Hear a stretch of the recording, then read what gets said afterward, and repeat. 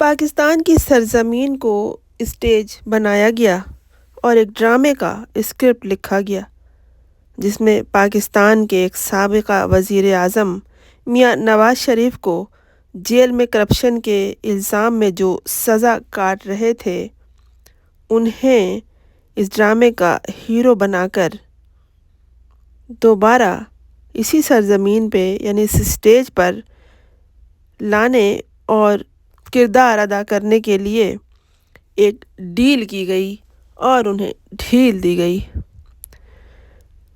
2019 میں وہ جیل میں کرپشن کے الزام میں قید تھے، جہاں سے انہوں نے اپنی شدید بیماری کی درخواست دی کہ وہ علاج کے لیے بیرون ملک جا سکیں، اور پھر وہ نہایت باعزت طریقے سے بیرون ملک روانہ ہو گئے۔ پھر انہوں نے اپنی اس شدید بیماری کی حالت میں لندن سے کئی ممالک کے کئی سرزمین کے بہت سے سفر کیے اور پاکستان کی سیاست میں بھی مختلف حوالوں سے اپنا عمل دخل جاری رکھا۔ وہ خواب دیکھتے رہے کہ اس سرزمین پر وہ ایک دن واپس آئیں گے اور اپنی رعایا پر حکمرانی کریں گے۔ یہ سرزمین جسے کچھ لوگ اسٹیج سمجھتے ہیں جہاں وہ جب چاہیں ڈرامے کر سکیں، اور میاں نواز شریف اسے کیڑے مکوڑوں کی سرزمین سمجھتے ہیں جہاں وہ جب چاہیں انہیں مسلنے کے لیے واپس آ جائیں۔ اب اس وقت بھی وہ ان چیونٹیوں کی سرزمین پر واپس آ رہے ہیں۔ جب وہ آئیں گے، تشریف لائیں گے، تو ہیلی کاپٹر لاہور کی سرزمین پر 1.5 گھنٹے مستقل مسلسل گل پاشی کریں گے، اور بڑے میاں شریف جہاز کی کھڑکی کھول کر ہی اپنی رعایا پر تھوکنے کی تیاری کریں گے، اور اپنا بغلول جیسا منہ لے کر وہ چاہیں گے کہ پہلا قدم شاندار طریقے سے اٹھائیں اور راستے میں آنے والی ہر چونٹی پر رکھ دیں اور انہیں مسلتے ہوئے کچلتے ہوئے آگے بڑھ جائیں۔ فاتحانہ اور طنزیہ مسکراہٹ ان کی صاحبزادی کے لبوں پہ ہوگی اور آنکھوں میں حقارت پاکستانی چونٹیوں کے لیے۔ جب شہر پہ گل پاشی ہوگی تو وہاں کے لوگ پھولوں کی پتیاں چن چن کر کھائیں گے اور اپنی خواہشوں اور ضرورتوں کے مزار پر چڑھائیں گے، کیونکہ اور تو وہ کچھ نہیں کر سکتے، اور انہیں ایسا کرنا ہی پڑے گا، کیونکہ جب چناؤ کا وقت آتا ہے، ووٹ ڈالنے کا وقت آتا ہے، تب ان کی عقل گھاس کھا جاتی ہے، انہیں چارہ کھلایا جاتا ہے اور وہ جانور بن کر چر جاتے ہیں۔ اب ٹھیک ہے کہ آنے والے میاں جی چوتھی بار وزیر اعظم بن کر ان کو گدھا بنائیں گے اور پھر دوبارہ سے چارہ کھلائیں گے اور پھر اپنے احکامات جاری کرتے رہیں گے، اور اگر وہ بھول جائیں گے کہ وہ کسی ڈیل اور ڈھیل کے نتیجے میں اس سرزمین پر واپس آئے ہیں، تو پھر ہو سکتا ہے ان کے ساتھ پھر وہ کچھ ہو کہ انہیں پھر پوچھنا پڑے کہ مجھے کیوں بلایا۔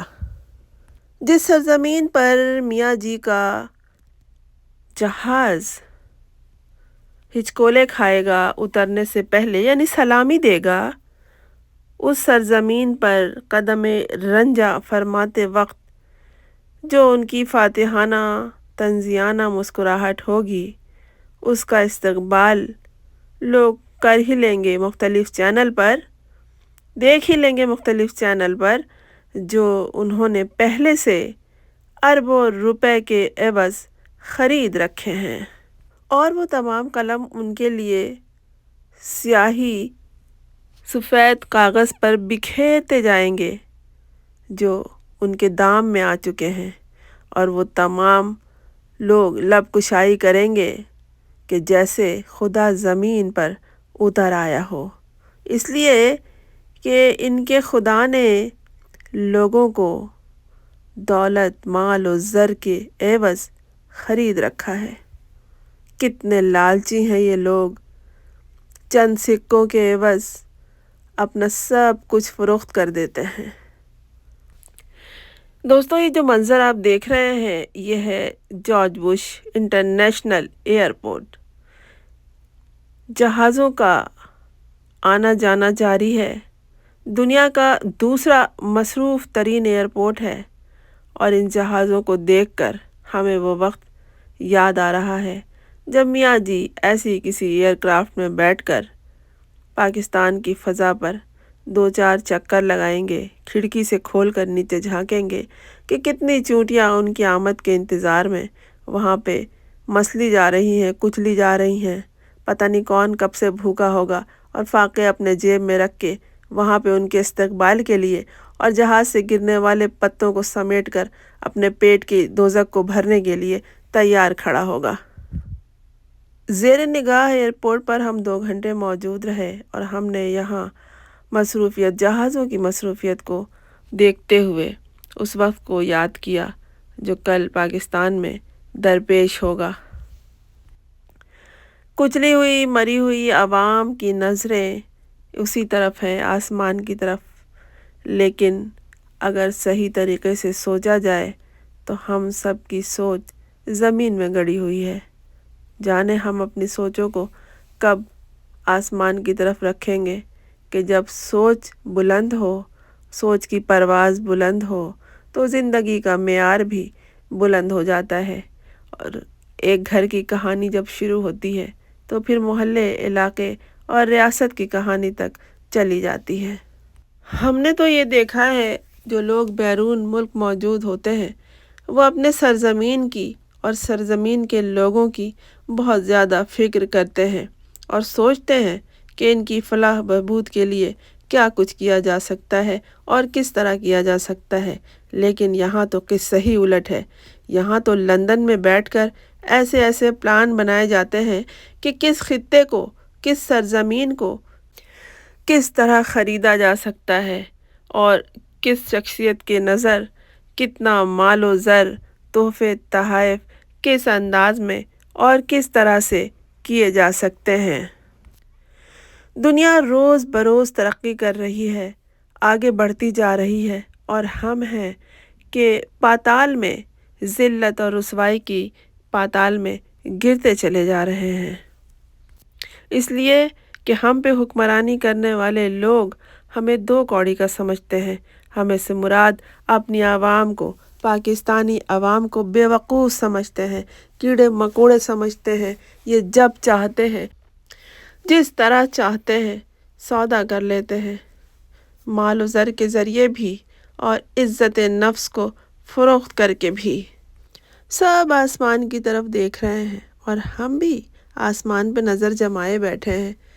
جہازوں کی آمد و رفت کو، اور جس تیزی سے اور جس کامیابی سے یہ زمین پر لینڈ کر رہے ہیں، میرے لیے یہ منظر پہلی دفعہ ہے کہ میں نے رن وے پہ جہازوں کو دوڑتے ہوئے دیکھا اور سوچا کہ ہماری ایئر لائن کا کیا حال ہے۔ پی آئی اے کو تو کب کا کھا پی کے ہضم بھی کر چکے، کچھ ٹوٹے پھوٹے کرافٹ بچے ہیں جو آخری ہچکیاں لے رہی ہیں۔ انہیں بھی سوچا جا رہا ہے کہ ان کو کس طرح بیچ کھائیں، اور عوام کے لیے تو بس ایک ہی کام رہ گیا ہے کہ بسیں چلوا دو۔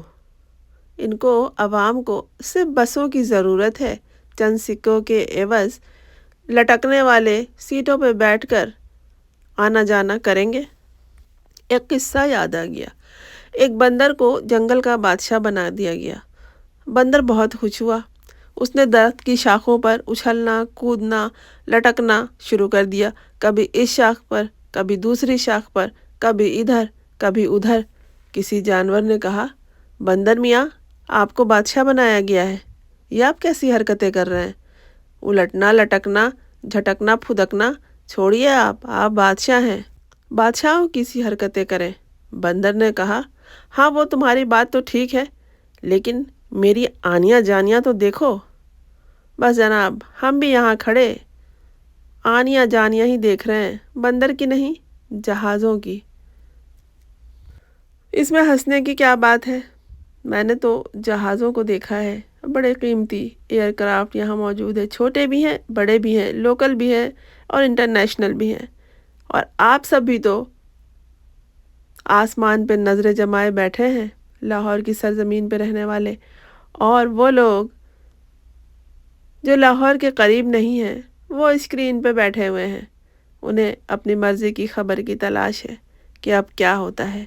جس طرح سے یہ ڈرامہ اسکرپٹ لکھا گیا ہے، ہو سکتا ہے آگے بھی کوئی ڈرامہ ہی چلے، لیکن جیت ہمیشہ حق کی ہوتی ہے اور یہ غلط سلط فیصلے نہیں چلیں گے۔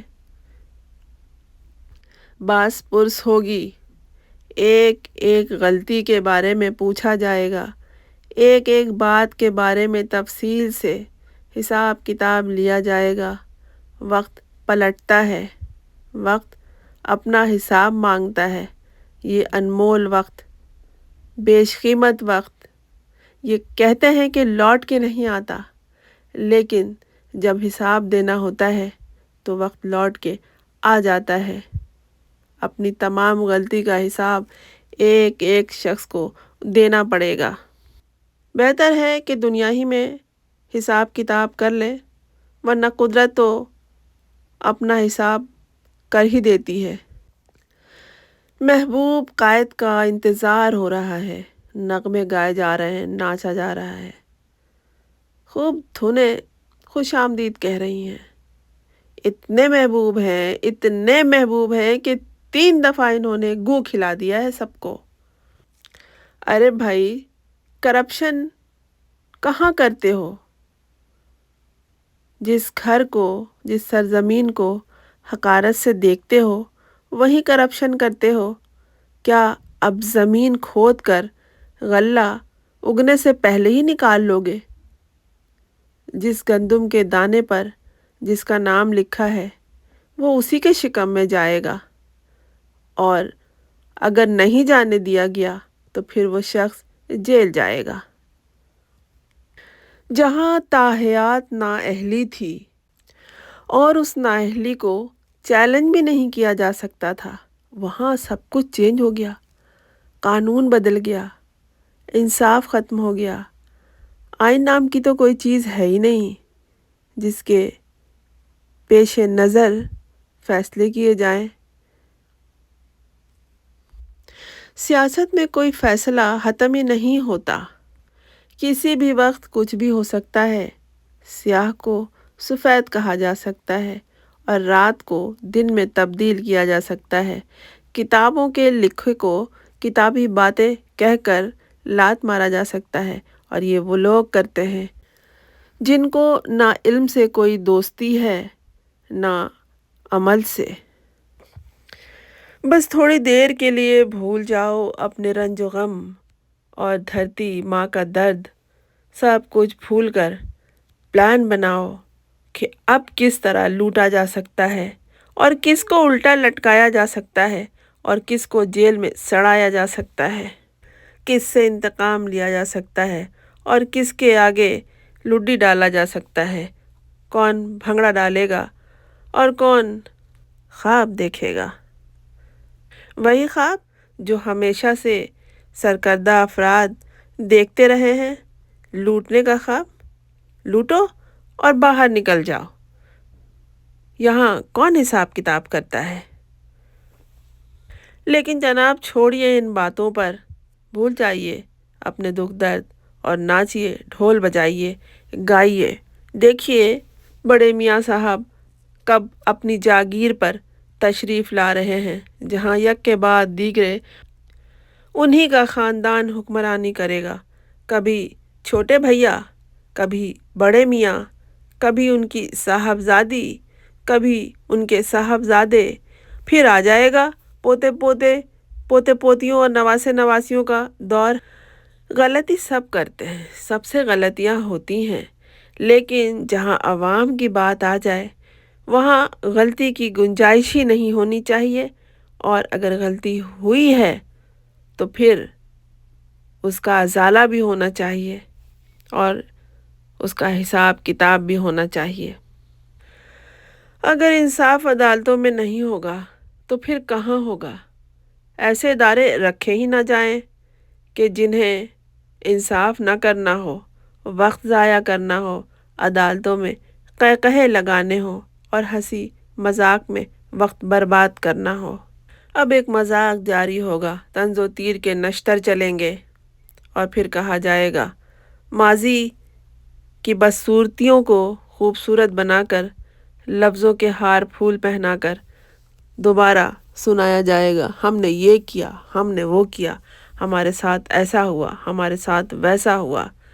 اور پھر آپس کی ساز باز سے وہی پلاننگ پھر ہوگی کہ کیسے لوٹا جائے، کیسے عوام کو بیوقوف بنایا جائے، کیسے ان سے تمام سہولیات کو چھینا جائے، کیسے انہیں بیوقوف بنایا جائے، کس طرح سے لوٹا جائے، کون سے نئے ادارے کھولے جائیں اور کس کی آڑ میں انہیں الو بنا کر درختوں پہ چپکا کے بٹھا دیا جائے، ایسے الو جو نہ سر ہلا سکیں، نہ دم پھیلا سکیں، نہ آنکھیں گھما سکیں، بس جہاں بیٹھے رہیں اور اگر مل جائے کیڑے مکوڑے تو کھا لیں ورنہ پھر بھوک سے مریں۔